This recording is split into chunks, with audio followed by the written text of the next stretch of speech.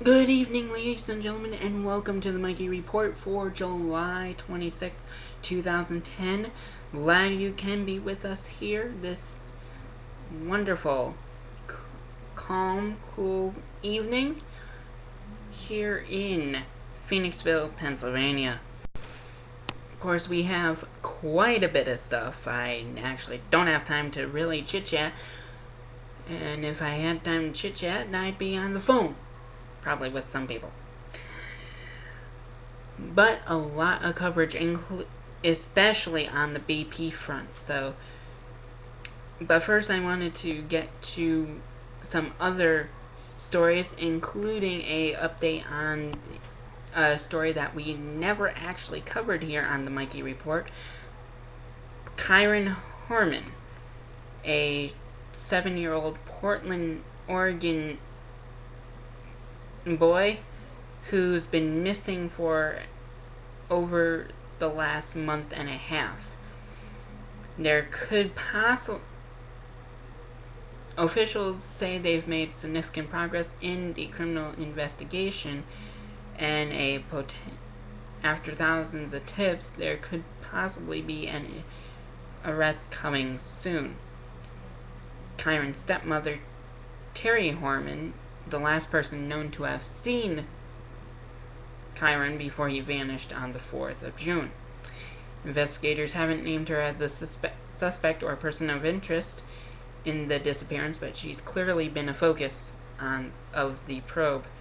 In a written response to media outlets, police say the stepmother's been cooperative, and at other times she's not been cooperative. Since hiring a defense attorney, she's been silent. However, Dateline NBC has reported that that she's still been active in other ways. C.W. Jensen, retired Portland police captain, said Monday if the investigative team found out what happened to Kyron, Terry would be arrested imminently. So, the biological parents have begged Horman to talk. They have also pleaded with her close friend Dee Dee Spicer to cooperate. They claim Spicer is giving Horman advice that isn't in the best interest of their son. Last week, FBI searched Spicer's home according to reports. So, if anyone with info on the whereabouts of Kyron is asked to call the Multnomah County Sheriff's tip line at 503-261-2847. We are praying for his safety and his return to his parents, Kane and Desiree, and his stepfather, Tony. Now our latest on the BP news. First, August 7th could be the beginning of the end for that well. Bottom kill should start that day if all goes to plan. The incident chief reports, which is Dad Allen. Still an estimate, but timetable set out Monday by Commander Allen was pretty specific. Preparations this week to finish reaching the busted well via relief well, then plugging the top of the busted well next Monday with cement and drilling mud in what's called a static kill. 5 days later, Allen told reporters bottom kill should begin. That hopefully ensures the well will never leak again.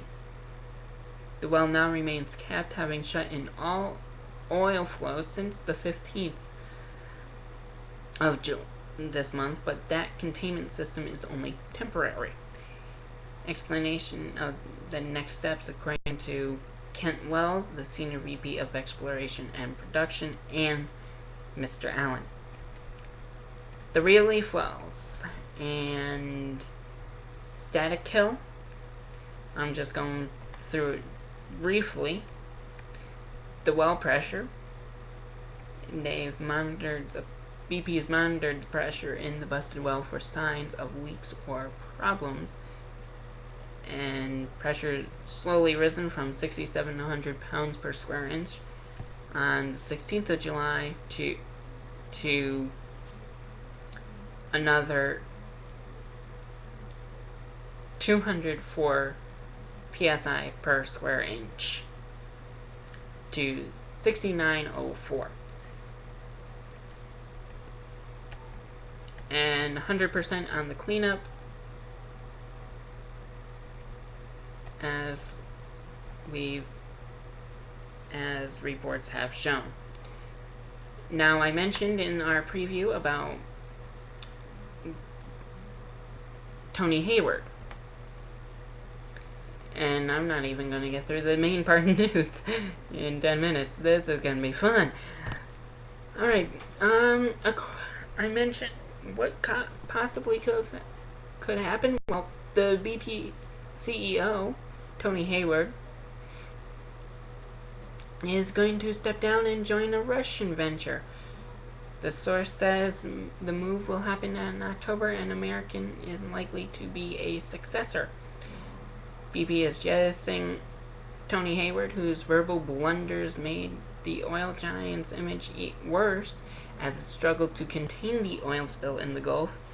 They'll assign him to a key job in Russia, a person familiar with matters said Monday.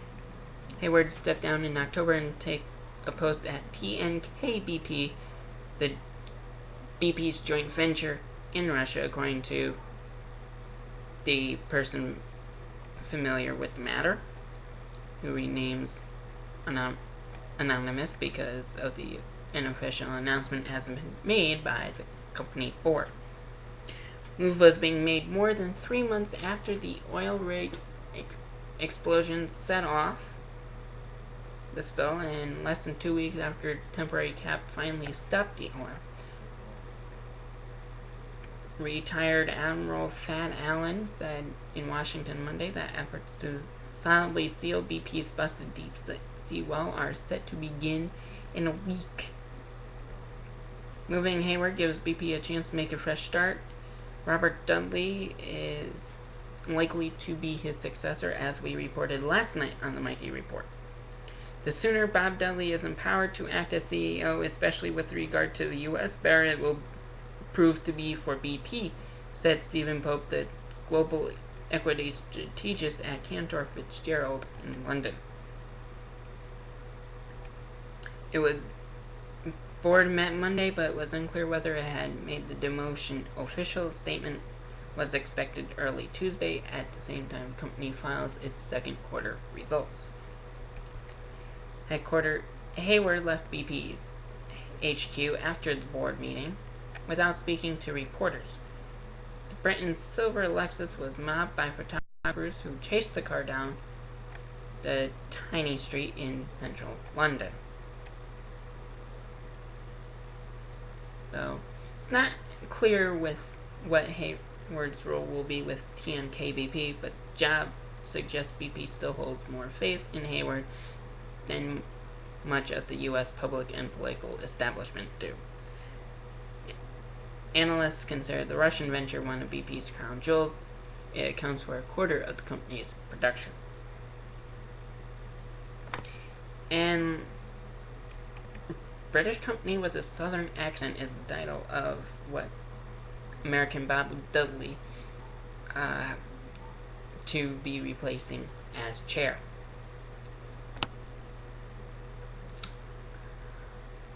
Entertainment, weather, and sports coming up in our next half of the Mikey Report. Of course, I do not have enough time to cover all of it, but I will get it all done, including our stocks, our stock watch. And apparently, all the markets went well over the course of the day, as the Dow hits the high watermark, and on a positive note for the year. We'll have more of that coming on the second half of the Mikey Report in just a few seconds.